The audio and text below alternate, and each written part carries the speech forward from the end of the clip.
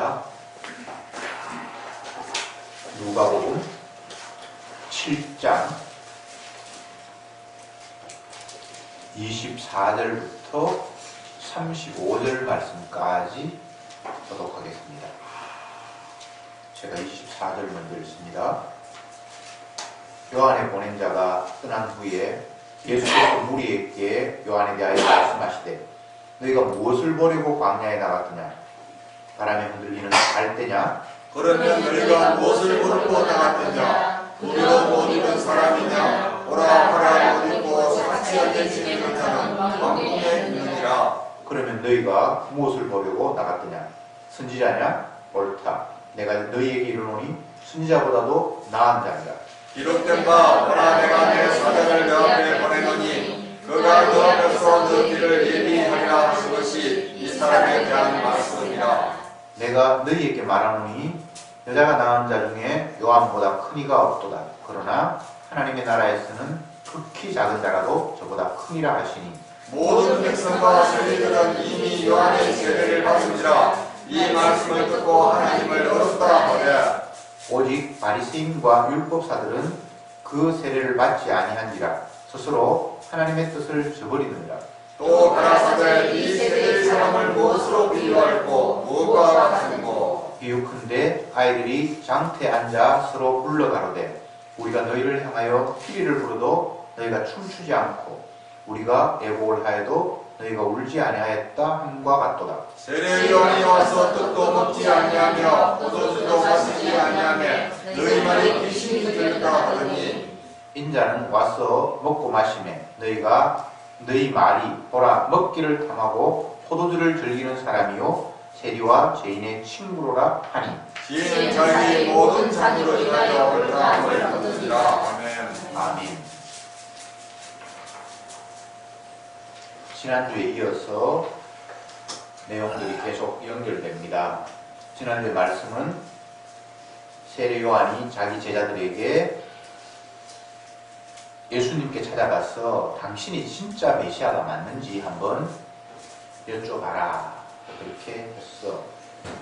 요한의 제자들이 예수님께 찾아가서 요한께서 당신이 진짜 오실 메시아가 맞는지 여쭤보라고 했습니다. 그럴 때 예수님 하시는 말씀이 너희가 듣고 본 것을 가서 그대로 전해라 이렇게 답을 하셨죠. 이제 그 제자들이 요한의 제자들입니다. 예수님 말씀을 듣고 이제 떠났는데 그 이후에 예수님이 요한에 대해서 다른 사람들에게 설명하는 내용이 본문에 기록되어 있습니다. 예수님이 뭐라고 말씀하셨는가 하면 요한은 선지자다. 그리고 그는 여자가 낳은 자 중에 그보다 더 큰 자가 없다. 그가 내 길을 예비했다. 이렇게 말씀을 하시고 그 이후에 또 다른 말씀들을 하셨습니다. 우리의 생각에는 요한의 제자들이 찾아와서 당신이 오실 메시아입니까? 라고 물었을 때에 이 말을 같이 해줬으면 좋았겠다는 생각이 들죠. 그래, 네 말대로 메시아 맞다. 그리고 너는 참 선지자였다. 네가 내 길을 예비했다. 이렇게까지 얘기했으면 속이 시원할 텐데 그 제자들한테는 너희들 보고 가서 너희들이 본 것을 가서 그냥 전해라. 이렇게 이야기하고 그들이 떠나고 난 이후에 세례 요한은 참 선지자다. 그는 내 길을 예비했다. 이렇게 얘기를 했단 말이죠. 만약 예수님이 세례 요한이 어떤 자인지를 분명히 알리는 것이 목적이었다면 세례 요한은 훌륭한 자다. 그는 틀림없이 선지자 같다. 이런 이야기를 했겠지만 주님은 세례 요한이 어떤 자인가를 사람들에게 말하는 것이 관심의 초점은 아닙니다. 세례 요한이 어떤 자인가를 설명하면서 예수님인 당신이 진짜 메시아가 맞다는 사실을 이야기하고 있는 거예요. 그는 주의 길을 예비하기 위해서 이 땅에 왔는데 그가 예비한 대로 내가 왔잖아. 그러니까 나는 참 메시아 맞잖아. 라고 주님은 말씀하시는 겁니다. 사람들은 주님 앞에 찾아 나와서 자신의 문제를 해결받기를 원하고 자기의 고통을 해소하기를 원합니다. 그러나 주님은 그들의 고통을 해소하기 위해서 이 땅에 오신 분이 아니에요. 아버지가 이 땅에 보내신 목적을 이루기 위해서 오셨어요. 그 내용을 성경에 요약하면 아버지가 맡긴 생명에 죄를 대신해서 죽으시고 그들을 용서하기 위해서 이 땅에 오셨습니다. 오늘 본문에 보면 요한의 제자들이 떠나고 난 이후에 예수님이 무리들에게 요한에 대해서 말씀을 하십니다. 그러면서 첫 번째 하신 이야기가 너희가 무엇을 보려고 광야에 나갔더냐 이렇게 말씀을 시작합니다. 왜 너희들이 광야에 나갔지? 광야에 가서 뭐 갈대 구경하려고 갔니? 아니면 거기에서 화려한 옷 입은 사람 만나려고 갔니? 그런 건 아니잖니? 선자를 보려고 광야에 나간 거 맞잖아. 그래, 그건 잘한 거야. 이렇게 이야기하면서 요한에 대해서 설명하기 시작합니다. 광야에 나갔다. 유대인들에게 광야는 특별한 의미가 있는 곳입니다. 옛날 이스라엘 백성들이 애국을 떠나서 하나님이 지시한 가나안 땅, 지금 자기들이 살고 있는 이 이스라엘에 가기 이전에 광야에서 하나님으로부터 계시를 받았습니다. 그래서 유대인들에게 있어서 광야는 하나님과 만날 수 있는 장소고 주님의 뜻을 파악할 수 있는 그런 독특한 공간이었습니다. 유대인들이 광야에서 외치고 있는 세례 요한을 찾아갔고 그의 말에 귀를 기울였는데 예수님 말씀처럼 너희들이 왜 광야에 갔니? 하나님의 말씀을 듣기 위함 아니냐? 선지자를 만나기 위함 아니냐? 유대인들은 메시아를 학수고대했습니다. 그들의 현재의 삶이 너무 고통스러웠기 때문에 빨리 하나님의 아들이 이 땅에 오셔서 우리의 모든 고통들을 해소해 줄 것이라고 기대하면서 메시아를 소망했던 겁니다. 그런데 광야에서 세례요한이 나타나서 회개하라 독사의 새끼들아 그러면서 막 메시아의 오심에 대해서 이야기를 하니까 사람들이 그 말을 듣기 위해서 광야로 몰려갔던 겁니다. 그런데 재미있는 것은 예수님께서 세례 요한에 대해서 이야기하면서 핵심적으로 하신 말씀이 그는 주님의 길을 예비하기 위해서 이 땅에 왔는데 그가 예비한 것, 그가 전한 것이 바로 나였다라고 예수님이 말씀을 하시는 겁니다. 요한은 자기 뒤에 오실 메시아를 전하기 위해서 이 땅에 왔고 광야에서 그 일을 훌륭히 수행해냈다. 그러면서 덧붙여 하시는 말씀이 여자가 낳은 자 중에 요한보다 더 대단한 사람은 없다라고 말씀을 하셨습니다. 예수님이 지금 요한을 굉장히 높이고 칭찬하는 것 같은데 여자가 낳은 자 중에 뭐 다 여자가 낳죠. 쉽게 이야기하면 이 땅의 인간 중에 세례요한보다 더 큰 자가 없다는 겁니다. 그러면 어떤 근거에서 예수님은 세례요한을 가장 큰 자다라고 말씀하셨습니까? 어떤 기준이죠? 세례요한의 인물이 세상에 가장 잘난 사람입니까? 아니면 이 세상에서 대단한 업적을 남겼습니까? 재산을 많이 모았습니까? 어떤 기준으로 이 땅에 수많은 인간들이 있는데 그 수많은 사람들 중에 가장 큰 자다라고 말씀을 하셨단 말이죠. 예수님이 지난주 본문에서 나로 인하여 실족하지 않는 자가 복이 있다 이런 말씀을 하셨습니다. 그 복의 기준은 예수님이고 그 예수를 통해서 실족하느냐 실족하지 않느냐에 나누어진다는 거예요. 예수님 자신이 기준이죠. 여자가 낳은 자 중에 세례요한보다 큰 사람이 없다 라고 말씀하신 것도 예수님 자기 기준으로 하신 말씀입니다.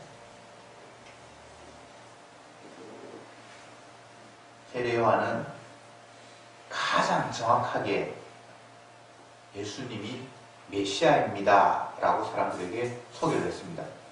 보라, 세상 죄를 지고 갈 하나님의 어린 양이다. 이분이 바로 하나님 보내신 메시아다 라고 정확하게 이야기했습니다. 구약의 수많은 선지자들은 예수님에 대해서 이야기했지만 정확하게 이분이 메시아다라고는 이야기하지 못했습니다.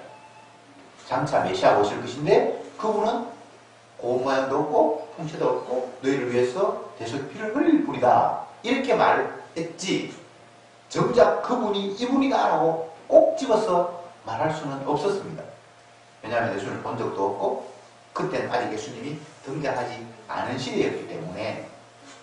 그런데 세례요한은 정확하게 예수님을 보고 이분이 바로 메시아입니다 라고 소개했기 때문에 어떤 사람보다 더 큰 자다, 메시아를 정확하게 알고 전했다라는 차원에서 가장 큰 자라고 말씀하셨습니다. 굉장히 세례요한을 칭찬한 것 같은데 이제 그 뒤에 구절을 보면 이렇게 또 말씀을 하십니다. 하나님의 나라에서는 지극히 작은 자라도 요한보다 크다. 이게 지금 요한을 갖고 장난치는 것 같기도. 이 여자가 낳은 자 중에 세례요한보다 더 큰 사람이 없다라고 해놓고는 하늘나라에 가면 어린 꼬마도 세례요한보다 더 크다라고 이야기하셨습니다.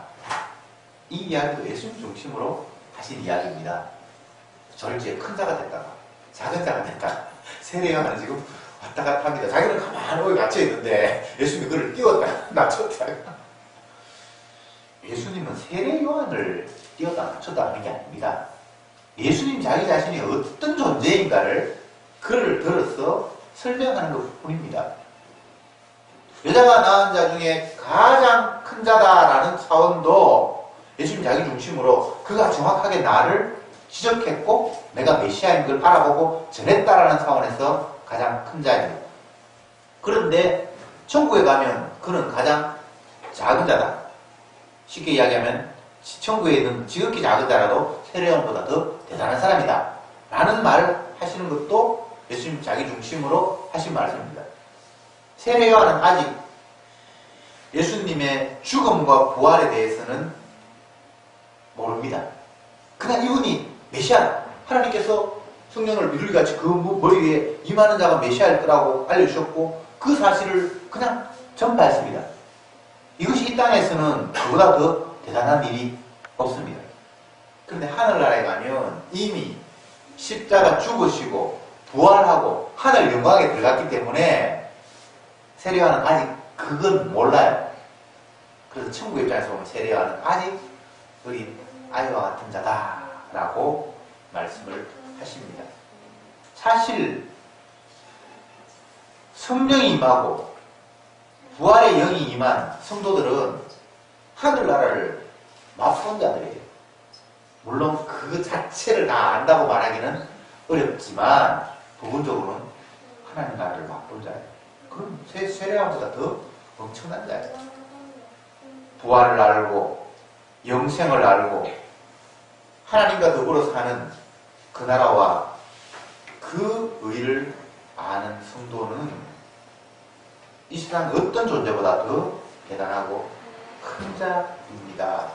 이것이 예수님 관점에서 바라보는 기준이에요. 여러분, 이 땅에 수많은 사람들이 나름대로 자기의 삶을 살면서 시간을 투자하고 정성을 기울이고 땀을 흘려 애쓰는 부분들이 다 있습니다. 그런데 그들이 땀 흘리고 애쓰는 이유는 한 가지예요. 자기 목적 달성 위함입니다. 내가 하고 싶은 것, 내가 이 땅에서 사람들로부터 인정받고 싶은데 이런 일을 하면 인정받겠지.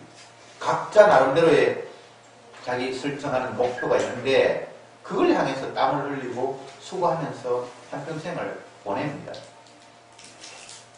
그래서 사람들로부터 어느 정도 인정받으면 그것이 기쁨이 되고 성공의 기준이 되고 그 사람보다 더 크게 인정받으면 그 사람은 더 크게 성공한 사람이고 대단한 사람이라고 알아주죠.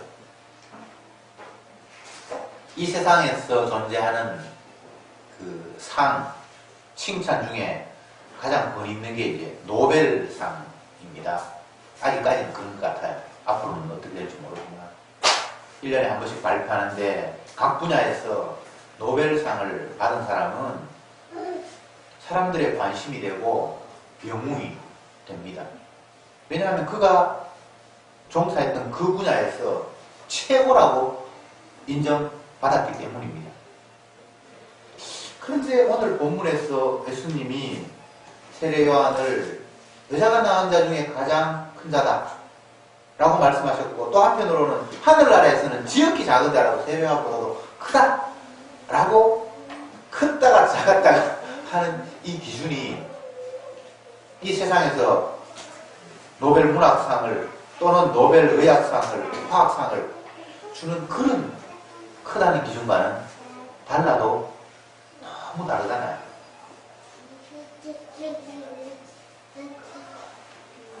유대인은 표적을 구하고 헬라인은 지혜를 찾는다. 이게 세상 사람들의 갈구하는 것, 소망하는 것의 전부예요.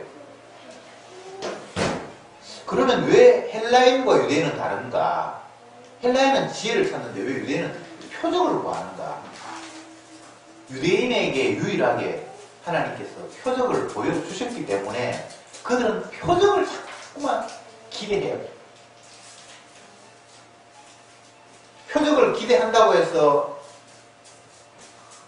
참 표적을 만나는가? 그건 아니에요. 그래서 유대인은 자꾸 옛날에 기적, 놀라운 일, 하나님이 자기들에게 베풀으셨던 것, 그런 것들을 자꾸만 소망해요. 근데 그런 경험 없는 사람은 지혜를 구해요. 왜? 지혜가 있어야 정확하게 판단할 수 있고 정확하게 판단해야 자기에게 유익을 가질 수 있기 때문이잖아요. 왜 사람들이 공부를 합니까? 제대로 된 판단을 하기 위해서. 무엇이 가치가 있고 무엇이 가치가 없는지를 정확하게 판단하고 싶어서 공부하고 배우고 경험하고 하는 거예요. 주식을 투자하는 사람들이 많은 정보를 얻고 수집하잖아요. 자기가 가지고 있는 이 주식이 오를 것인지 내릴 것인지를 정보를 알아야 팔든지 사든지 할 것 아닙니까? 그래서 온갖 노력을 다 기울이잖아요. 그게 헬라인들이 찾는 지혜예요. 모든 사람들이 그 범위에 벗어나지 못해요. 그런데 정작 복음을 전하는 사도는 표적을 보여주려고 하는 것도 아니고 그들이 찾는 지혜를 주는 것도 아니고 십자가에 못 박힌 그리스도를 전하고 있다라고 이야기하고 있어요. 사람들이 찾는 걸 주는 게 아니에요. 왜 그럴까요? 그들이 찾는 게 허황된 거니까. 거기에는 생명이 없으니까. 거기에는 전혀 가치도 의미도 없으니까. 그들이 바란다고 하지만 그걸 전할 수가 없는 거예요. 그들이 원하는 것을 전하지 않고 십자가에 못 박힌 그리스도를 제시를 하니까 반응이 유대인들에게는 끓이끼는 것이고 헬라인에게는 미련한 것이다. 이렇게 평가를 받았어요. 그러면 왜 유대인들에게는 끓이끼는 걸까요? 자기들이 예수를 잡아 죽였으니까. 그분이 하나님의 아들이라고 기대를 했는데 나중에 보니까 아들이 아닌 것 같아. 에이, 재수 없는 놈 하면서 자기들이 예수를 잡아 죽였어요. 그래서 예수 이야기하면 어쨌든 자기들이 죽였으니까 굉장히 끄름직한 거예요. 자꾸 거부감이 생겨. 그 이야기 안 했으면 좋겠어요. 헬라인에게는 미래는 그들은 자기들이 직접 죽이지 않았으니까 자기들이 끓이키는 건 어렵고 사실 자기들 다 죽였는데 몰라요. 자기들이 직접 안 죽였다고 생각하니까. 그래서 십자가 이야기를 하면 미련하게 되는 거예요. 왜 그렇습니까? 예수님이 우리 죄 때문에 돌아가셨고 그분을 믿을 때 우리 죄가 용서받는다 이런 이야기를 하니까 이들에게는 그게 어리석고 미련하게 되는 거예요. 아니 그분이 죽었는데 내가 왜 죄 용서함을 받아? 그런 게 없잖아. 내가 잘못했으면 내가 그 벌을 받아야 되고 내가 잘했으면 내가 복을 받지. 그분이 대신 죽었는데 내가 용서받다니 이거는 진짜 어리석은 이게 진리에 접근도 못하는 거야 라고 평가를 했단 말이죠. 그런데 놀랍게도 부르심을 입은 자들에게는 그것이 하나님의 지혜라고 깨달아낸다는 거예요. 얼마나 놀라운 이야기입니까? 지금 예수님께서 세례 요한에 대해서 이야기하는 것 같이 말씀을 시작해놓고는 그가 전한 메시아, 그가 소개한 메시아가 바로 나야. 그는 제대로 증거했어. 그 점에서는 이 세상에서 가장 위대한 존재야 라고 말씀을 하셨어요. 요거까지 이제 이야기를 하시니까 그 예수님의 말씀을 듣고 있는 무리들에게 두 가지 이제 반응이 나타났습니다. 예수님에게 나아가서 세례 요한에게 나아가서 세례를 받은 사람은 세례 요한이 가장 훌륭한 존재다라고 이야기를 하니까 그 밑에 세례를 받은 자기들도 약간 마음이 우쭐하면서 우리가 세례를 받기로 잘했지. 그래 예수님이 진짜 참 메시아 하자. 이런 분위기가 형성이 됐는데 바리새인 율법사들은 세례 요한을 인정하지 못해서 세례를 안 받았잖아요. 이거 오늘 본문에 그렇게 돼 있어요. 그러니까 그 사람들 입장에서는 또 다른 반응을 보였겠죠. 세례 요한 그게 뭔데 예수님 자꾸 그가 내다가 나온 자 중에 최고라는 거야. 그리고 자기가 자꾸 메시아라는 거야. 이런 반응을 이제 보이니까 예수님이 이렇게 말씀하셨습니다.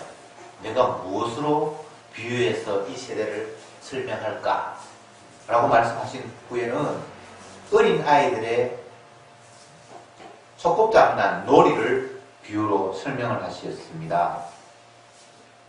아이들이 피리를 부는데 아무도 즐거워하며 함께 춤추지 않았고 막 슬퍼하며 통곡하고 있는데 동조해서 아무도 울지 않았다. 이 세상이 꼭 이런 꼴이다 라고 말씀을 하셨습니다.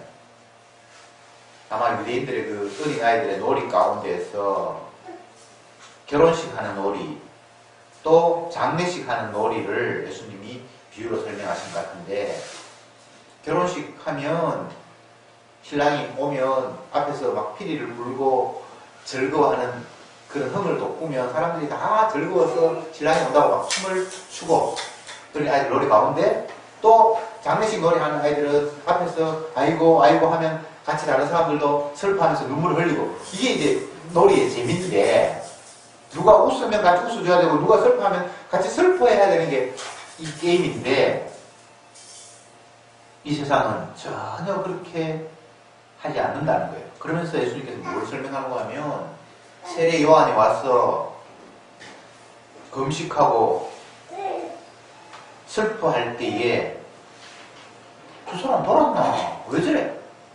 이렇게 얘기를 했고 예수님이 와서 먹고 마시니까 저건 맨날 처먹기만 처먹네. 이렇게 얘기를 했다는 거예요. 세례 요한은 이제 장차 올 진노, 심판에 대해서 두려워하면서 금식했는데 이거 왜 저러니 쟤가 정신없는 놈이지 미쳤나? 이렇게 분위기를 전혀 파악하지 못했다는 거예요. 그리고 주님이 오셔서 이제 하나님의 아들이 오셨으니까 잔치가 벌어져서 같이 복음을 전파하면서 기뻐하고 있는데 저거 맨날 처먹고 돌아다니기만 하고 술이나 마시고 미쳤나? 이렇게 얘기를 했다는 거예요. 그러니까 슬퍼하는 이유도 모르고 기뻐하는 이유도 모르고 슬퍼하니까 왜 슬퍼하냐 그러고 기뻐하니까 왜 기뻐하냐 그러고 전혀 세상 분위기를 파악하지 못하는 게 이 세대라고 예수님이 지적하고 계시는 거예요. 여러분, 분위기 파악 못하는 사람 참 짜증나죠? 같이 있고 싶지 않죠? 예수님이 볼 때 이 땅의 인간들이 정말 분위기 파악 안 되는 뜨중이라는 거예요.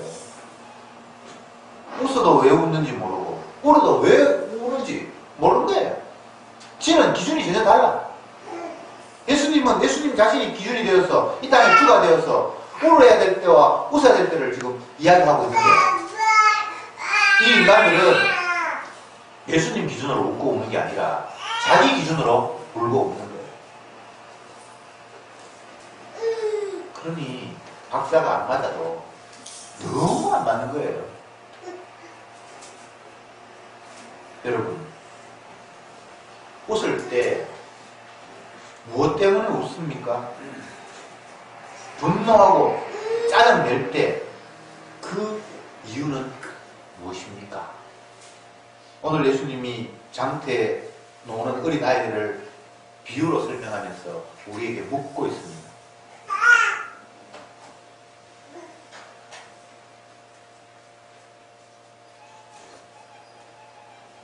세상은 주님을 위해서 만들어졌고 주님 때문에 지금도 운행되고 있고 주님에 의해서 끝이 나게 되어 있습니다.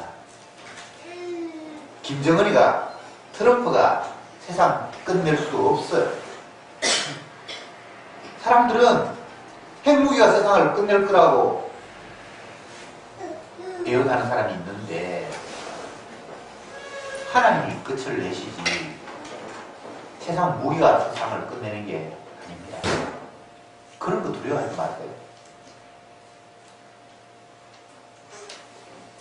우리는 눈에 보이는 것만 의식하면서 살아갑니다.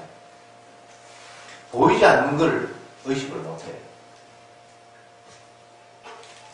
물론 안 그런 인간이 없기는 없는데 저희 어머니가 요양병원에 계시는데 제가 뭐 자주는 못 가고 일주일에 한 번 정도 가는데 가시면 하시는 말씀이 자기 방에 같이 누워있는 다른 그 두 분 노인이 있고 세 사람이 있는데 그분들 자녀들은 수시로 찾아와서 뭐도 사오고 해가지고 자기가 얻어먹기에 너무 미안하다는 거예요. 그래서 저보고 좀 올 때마다 이렇게 사서 다른 사람을 좀 주라고 그렇게 말씀을 하시더라고요. 그래서 제가 속으로 생각했습니다. 야, 어머님 이제 92세인데 이제 얼마나 더 사실지 모르지만 저렇게 있으면서도 자기 위신이나 체면 이거는 떨쳐버릴 수 없구나. 지난주에 또 몇몇 성도님들 오셨다고 이제 제가 다시 돌아갔는데 다시 전화해서 내가 잊어버렸다. 그분들한테 꼭 인사드리라고 또 전화가 왔어요. 돌아가실 때까지 남 체면 다른 사람한테 얻어먹기만 얻어먹고 내가 내정 못하는 것 누가 찾아왔는데 혹시나 우리 아들이 그분한테 감사 인사 못할까봐 예의 없는 사람이 될까봐 그것 염려하는 그 모습 보면서 나의 죄악된 모습을 그대로 보는 것 같아서 우리는 평생 남 의식하면서 살아요. 눈에 보이는 거 의식하면서 내 체면, 자존심 이건 뭐 나이 들어도 이거는 변치 않는 인간이 뭐 치매가 걸리지 않는 한은 그렇게 그냥 살아간다.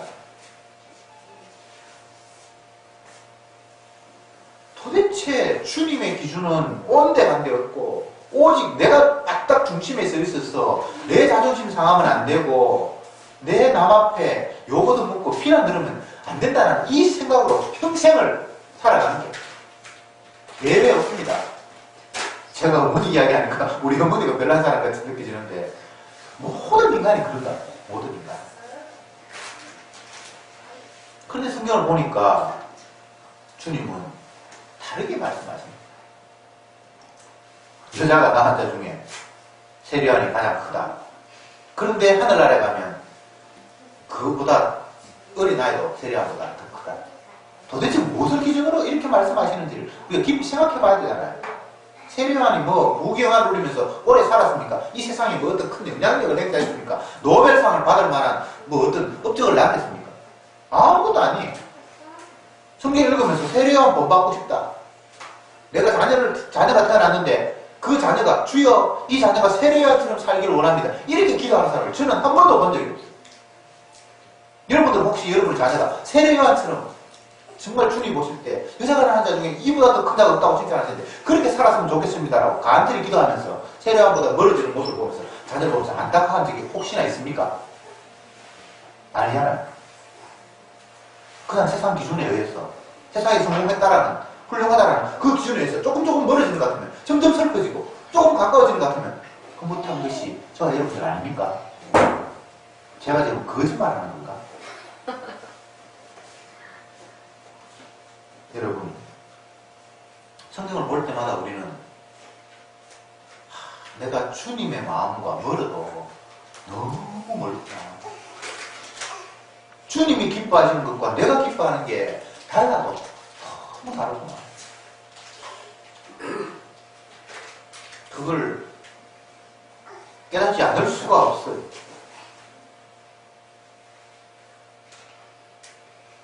오늘 본문 마지막 절 35절에 지혜는 자기의 모든 자녀로 인하여 옳다함을 얻느니라. 이렇게 말씀이 맺어집니다. 지혜는 자녀들로부터 옳다고 인정받는 거다. 지혜가 뭡니까? 예수님이 지혜예요. 예수님의 자녀한테는 예수님이 옳다고 인정받는다는 거예요. 이 세상이 뭐 헬라인, 히브리언, 뭐 유대인 할 것 없이 지혜를 구하고 표적을 찾고 뭐 예수님한테 세례요한한테 세례 받은 사람은 이렇게 해서 못하고 세례 안 받은 사람은 이렇게 해서 사정내고 뭐 온갖 일이 다 벌어지는데 주님 보실 때는 분위기 파악 전혀 안 되는 거고 아이들이 장터에서 놀이하는데 피리 불어도 춤도 안 추고 통곡해도 같이 울지도 않는 전혀 분위기 파악 못하는 이런 세상인데 그럼에도 불구하고 하나님의 자녀는 지혜 알아보고 기뻐한다는 거예요. 여기에 계속해서 희망이에요. 예수님이 지난주 본문에서 우리가 그런 말씀 있잖아요. 누구든지 나로 인하여 실족하지 않는 자는 복이 있다. 예수님 자기 기준으로 해서 실족하지 않는 자가 있어요. 그리고 오늘 본문에서도 하나님의 자녀는 진리를 알아본대요. 세상 전체가 다 분위기 파악 안 돼서 지 마음대로 깨춤추고 슬쳐도 하나님의 자녀는 진리 알아본대요. 그러면 우리가 하나님의 진리를 파악하는가? 그게 아니에요. 주가 파악하게 하시는 사람이 있어요. 끝까지 주님이 주도권을 가지고 모든 일들을 처리하십니다. 만물이 주에게서 나오고 주로 말미암고 주에게로 돌아가는 거예요. 믿는 걸 성도가 하는 게 아니에요. 믿는 걸 사람이 하는 게 아니에요. 하나님이 믿게 하시는 거예요. 에서는 사랑하였고 야곱은 사랑하였고 에서는 미워하였다. 그가 태어나기도 전에 주님이 그렇게 하셨기 때문에 에서는 태어나서 하는 짓마다 미움 지시고 야곱은 엉뚱한 짓 하는데 주님이 계속 자기 사랑 안에 끌어들이고 결과가 그렇게 되는 거예요. 그래서 구원 얻은 성도는 나의 나되면서 주님의 은혜입니다.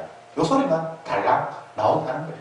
그래서 모든 것의 공로가 오로지 주님께 돌아가게 하는 것이 하나님의 처음부터 마지막까지 계획이에요.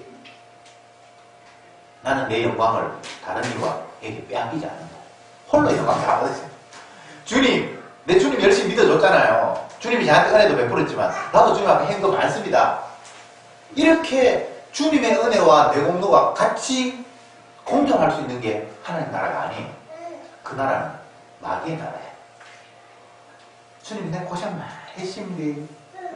드라마 보면 아버지 무덤가에 찾아가서 술 한잔 따라놓고 자녀들이 하는 이야기가 아버지 내 고생 많으십니다. 눈물을 흘리면서 아버지도 나를 위해서 많이 힘썼지만 나도 고생 꽤 해가지고 지금 요만큼 똑골 됐으니까 나 좀 위로해 주세요라고 지금 위로도 하지 못하는 무덤 앞에 가서 푸념하고 있는 거예요. 그 모습 속에는 자기 공로를 인정받고 싶은 마음이 가득 담겨 있어요. 자기는 성공했는데 그 성공을 기뻐해줄 부모가 없으니까 너무 화가 나서 내 좀 인정해 주세요. 무덤가에다 찾아가. 근데 우리가 살면서 인정받을 일이 뭐가 있습니까? 한평생 마음속에 나를 위하여, 나를 위하여, 나를 위하여 어떤지 마치든지 무엇을 위하여 나를 위하여, 나를 위하여 하면서 지금까지 왔는데 뭘 그렇게 인정받고 싶어요? 내 아버지께서 심으시지 않은 것은 마지막 날에 다 뽑아 불태우리라.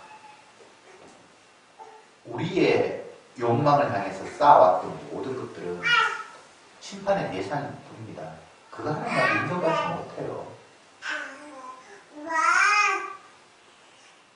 태워도 타지 않는 것은 주님께서 심어준 그것 말고는 없습니다.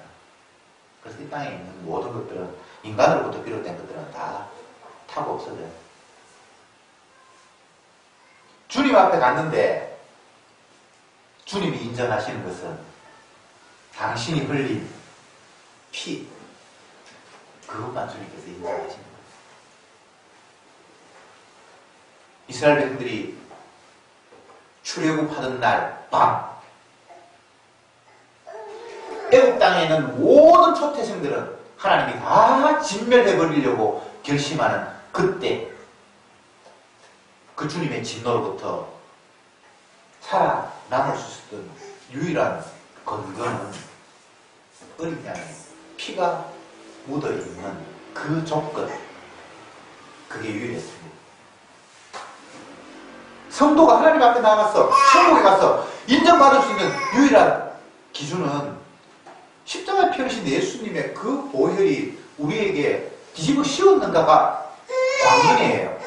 천국 누가 갑니까? 예수님의 피 묻은 사람이 천국 가는 거예요. 이 땅에서 칭찬받고 교회 개척해서 세우고 열심히 전도하고 예배 안 빠지고 참석하고 성경 백독하고 어떤 조건도 천국에 들어갈 수 있는 조건이 아니에요. 그래서 그거 자랑할 이유가 없잖아요. 내가 열심히 했습니다. 나는 개척교회 40개 했습니다. 나는 새벽기도 한 번도 안 빠졌습니다. 뭐 그런 이야기를 주님 앞에 해야 될 이유가 없잖아요. 그거 다 쓰레기인데 그거 나를 위하여, 나를 위하여. 기도해도 나를 위하여, 밥을 먹어도 나를 위하여, 뭐 자녀를 교육해도 나를 위하여. 그걸 왜 주님 앞에 자랑하려고 합니까? 저와 여러분들은 주님께서 옳다 인정함을 받을 때 그 기준이 우리의 행동에 있지 않다는 걸 잊으면 안 됩니다. 자기 피 흘려서 묻혀서 그를 거룩하다고 받아주시는 분이 주님이지 다른 식으로 주님은 용납하지 않아요. 이게 주님의 약속이잖아요. 왜 자꾸 약속 아닌 걸 가지고 붙들고 의미를 부여하고 가치를 자꾸 매깁니까?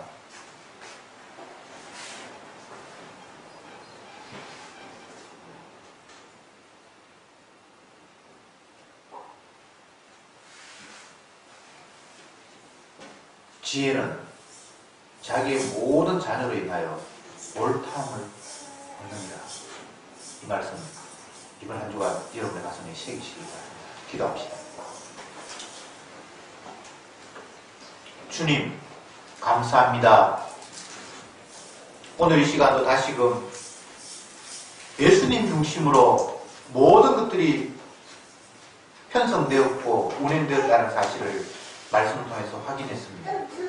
세례 요한을 설명하면서도 세례 요한이 중요한 것이 아니라 세례 요한이 전한 예수님이 중요했다는 사실을 말씀을 통해서 확인했습니다.